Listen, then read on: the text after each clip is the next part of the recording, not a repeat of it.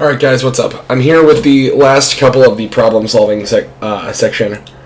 We are going to be looking at this next question. Number 13, we'll start with, Mr. Frank is standing on top of a cliff and throws his camera up. It reaches the top point in its arc after 4 seconds. Then, 20 seconds later, it hits the ground. If this is the case, how tall is the cliff? Also, how fast is the camera moving when it left Mr. Frank's hand? This is a little bit of a complicated question. So, let's go ahead and try to visualize this. Here's the cliff. Here's Mr. Frank.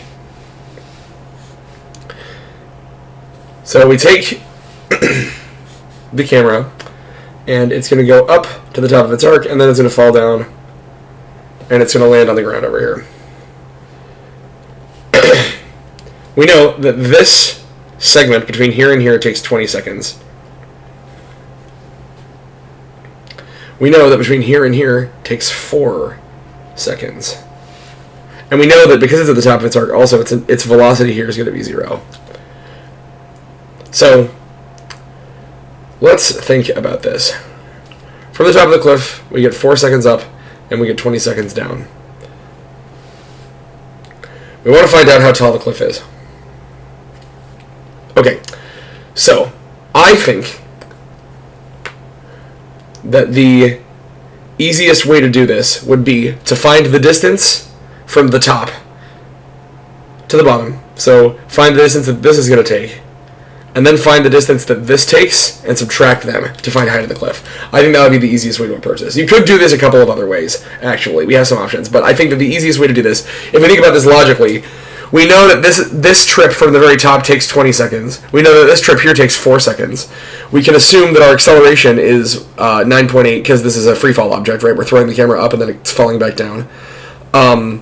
So I think the easiest way to do this will be to treat this as 2 parts. So the first part, we're going to do the entire distance. We're going to find this delta x between here and the ground. So we have delta x, we have vi, we have vf, we have a, we have t. We know t is 20 seconds. We know a is 9.8. And I'm actually going to call down negative and up positive here. So that'll be negative 9.8. Our initial velocity is going to be 0. And our delta x, our change in position, is what we're going to be trying to find. We don't have vf. So with that in mind, we can go ahead and say, we're missing vf, so we're going to use kinematic equation number 4. So we can go delta x equals vi times t plus 1/2 at squared.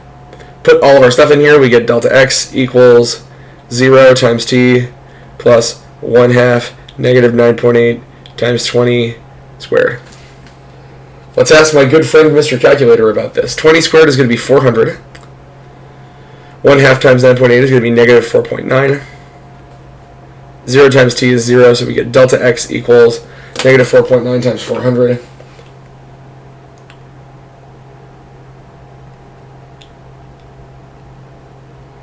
Negative 1,960. So we get delta x equals negative 1,960 meters. This is a tall cliff. Very tall cliff. Poor Mr. Frank's camera. Okay, so that is the distance of the... Actually, sorry. This isn't the height of the cliff. This is the height up to the top. So that's the distance of the cliff. And notice this is a negative number because we started here and we ended up down here. So we're going in the negative direction. Okay, so that's for the first part. Now I want to find out how long this distance is. Not the whole way, but the distance between this point and where we left Mr. Frank's here. I want to find this distance. So let's go ahead and do that next. We can do that in a very, very similar method to this, right? We're going to... Actually, here, I'm going to grab another Domino's plate. I've got 3 left. I'm going to grab another Domino's plate, and we're going to do it on this. So we want to do the same thing for this part here. We know that our final velocity is going to be 0.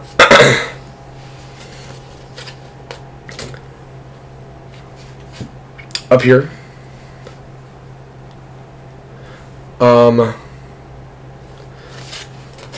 Sorry. So like I said, we know that our final velocity up here is going to be 0. We do not know the initial velocity it's leaving when it leaves Mr. Frank's hand.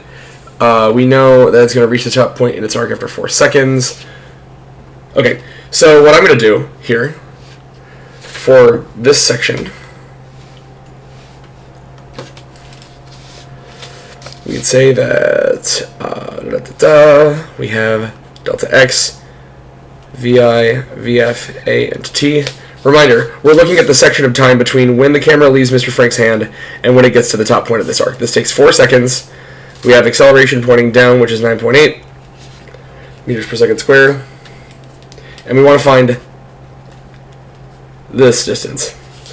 So, it's a bit of a weird part of this. We know that up here its final velocity is going to be, its velocity is going to be 0. So vf is going to be 0. And we know our acceleration is negative 9.8, and we know our t is 4 seconds. Now, there's a problem here. We have delta x and vi, we're missing both of them. We don't know how fast it was leaving his hand, and we don't know how high it went up to. But there is a solution. Kinematic equation number 1 doesn't have a delta x in it. We can use that to solve for vi. And then we can use that vi to solve any of these for delta x. Any of our kinematic equations, right? If you're missing 2 things, ask yourself, do I have an equation that will eliminate one of these 2 things? And the answer is yes. Kinematic equation number 1, which is Vf equals Vi plus A times T, doesn't have a delta x in it. So we can solve this for Vi, and then using that Vi, we can use any of the other ones to find x. So Vf is going to be 0, Vi plus A is acceleration, that's negative 9.8. T is time, which is 4 seconds. We get 0 equals Vi plus negative 39.2, I want to say. I'm going to check my calculator, but I'm pretty sure that's right. Nice. Negative 39.2. Add 39.2 to both sides. We get 39.2 equals Vi. And notice this is a positive number because it's going up, and we call that positive. Great. So that actually answers the last part of the question. How fast is the camera moving when it left Mr. Frank's hand? 39.2 meters per second. And then we can find this height next easily by putting this in for Vi. So that is 39.2.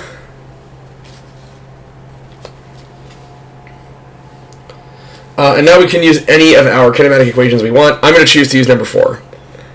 So we get delta x equals Vi times t plus 1/2 at squared. So we're solving delta x using our initial velocity we just found. Initial velocity is 39.2, t is 4, plus 1/2 negative 9.8 times 4 squared. 4 squared is 16. Times negative 9.8 times 1/2 plus 4 times 32.9. I'll ask my calculator what that is. Sorry, 39.2 I mean. 156.8. And that's equal to delta x. There we go. Alright. Half of 16 is 8. 8 times 9.8 is 78.4. So we can go, I'm going to go ahead and use this space over here. We get delta x equals 156.8 minus 78.4, because this is negative. And then we can go ahead and subtract out.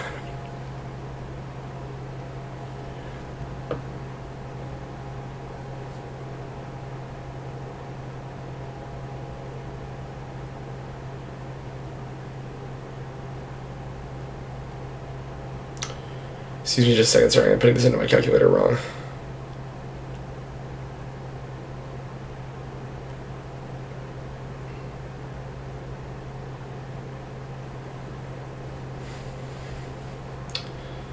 Okay. So we get half of this, delta x equals 78.4. Excuse me, that's in meters. So, very last thing. If I wanted to find out how tall the cliff was, first of all,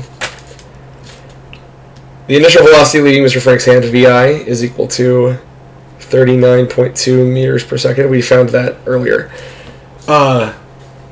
Okay, so now if we want to find out how tall the cliff is, all we have to do is subtract these two distances. So we got 1,960 78.4. So that's 1,960 minus 78.4. If you wanted to do negative 1960 and positive 78.4, that works too. You'll just get a negative version of the same number. The negative is just saying distance from this. If I ask you how tall the cliff is, you would respond with like a positive amount of space. So subtract these two, right? Because we found the whole thing, and then we found this section here. We can subtract the two from each other and go 1960 minus 78.4. That's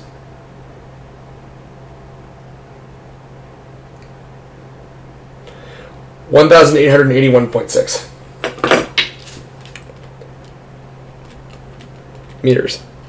So this question's not super hard math-wise. It is a little bit complicated logically speaking. Like I said, I think the easiest way to do this is use the whole time it takes to get down here to find the total length of the distance the camera falls. But that's not the height of the cliff because it goes up for a little bit, right? So then we have to go backwards, figure out how long it takes, figure out how long this distance here is. And in order to do that, we had to figure out how fast that left Mr. Frank's hands too. So we go up, it reaches here. We can then figure out what this distance is and then subtract that from our big distance so that we get just the height of the cliff. That's how we do that one. So hopefully you guys didn't have too much trouble with that. Let's do the next couple. So Mr. Torrance's car moves at a velocity of 75 miles per hour. Please convert this to centimeters per year. Okay. So I actually messed up on this question a little bit. I meant to put in the conversion rate for miles to meters, but in my defense, you guys are smart kids and you do have cell phones and you can Google things, so it's kind of fine. The question that involves unit conversion on the hard version of the test gives you the conversion factor.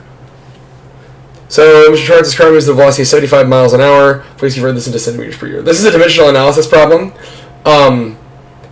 And before we go ahead and do this, I want to find out how many meters are in a mile. So I'm going to Google meters in a mile. Okay. 1 mile, according to Google, is equal to 1,609.3. I'm going to round that down meters. Okay, so now we're going to do this like dimensional analysis. This isn't super hard, but just I want to put this on here so you guys had a reminder.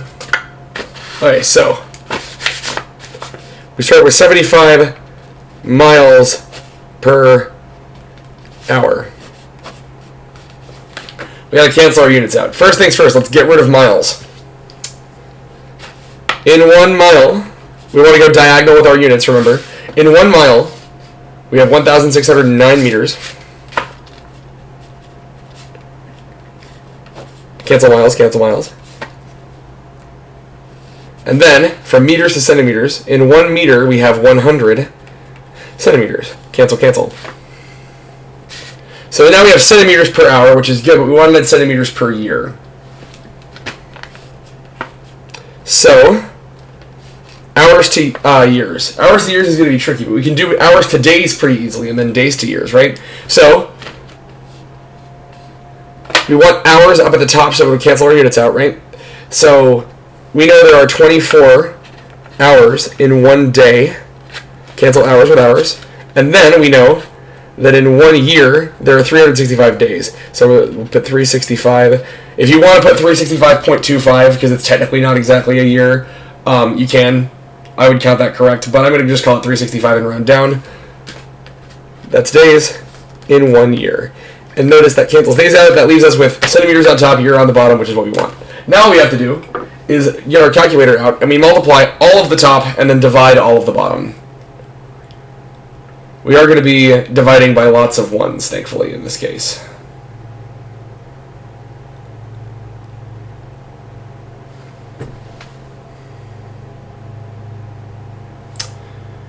Okay, so that is going to be 75 times 1,609 times 100 times 24 times 365. Nice. I got 1.06 times 10 to the 11th, which is 106. it's 1, 2, 3, 4, 5, 6, 7, 8, 9, 10, 11. So that's 1,000 million, billion, trillion. 106 trillion centimeters per year.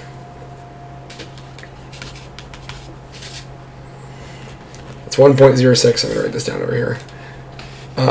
Times 10 to the 11th centimeters per year. Cool. All right, there we go. That's how we do that one. Not so bad. Now, 15 is a little bit spicy. It's really not that bad, but it is a little bit spicy. It requires a little bit of thought. This is similar to the water balloon problem that we did the other day. So, in this question, Mrs. Parker tosses her alarm clock out of her window 5.6 meters above the ground. She throws it totally horizontally with no initial velocity up and down. So, let's think about this. Here's Mrs. Parker. She takes her alarm clock and she throws it like this. She is not throwing it up and down at all. So if we think about how this is going to go, you've seen an object thrown out of a window before probably. We know that the path it's going to take is going to be curved looking like this, right? Because she throws it with a speed in this direction and then gravity is going to pull it down also. So here's the thing. Because she throws it totally horizontally with no initial velocity vertically, no initial velocity up or down, this thing is the speed she throws it at is not going to determine how long it takes this thing to hit the ground, right? This thing is going to be moving this way because she threw it, but it's not moving this way because she threw it. She didn't throw this at an angle, she threw it straight out.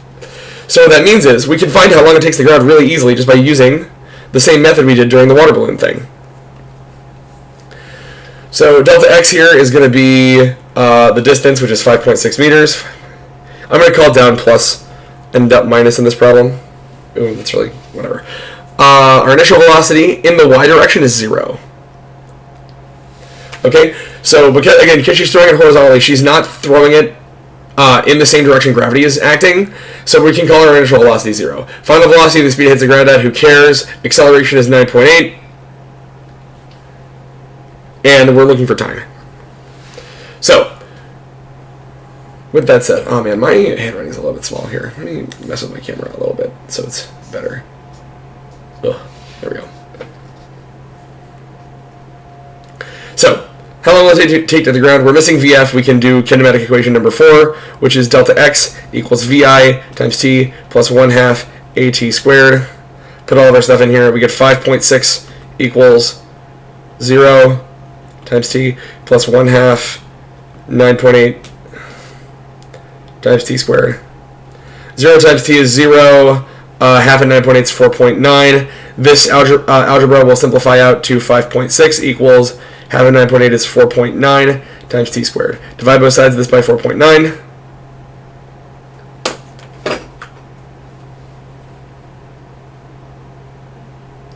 .6 divided by 4.9 is 1.14. I'm going to call that 1.1. 1.1 equals t squared. Square root both sides of this.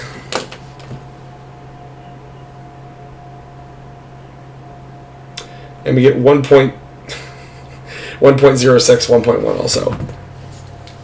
So our time is going to be 1.1 seconds. 1.1 is so close to 1 that the square root of 1.1 ended up being 1.1 based on my rounding. It's fine. 1.1 seconds is how long it takes. And this makes sense. 5.6 is a little bit higher than it is for the school. When we did our calculation for the water balloon problem, we used 5 meters and it was about 1 second to drop. Okay, so now that we know that, if she threw it forward with a horizontal velocity of 3 meters per second, how far away did it land? This is actually a very easy question, right? Because we want to find the distance, we have the velocity, and we have the time it's falling for, right? So we could say that velocity is distance over time.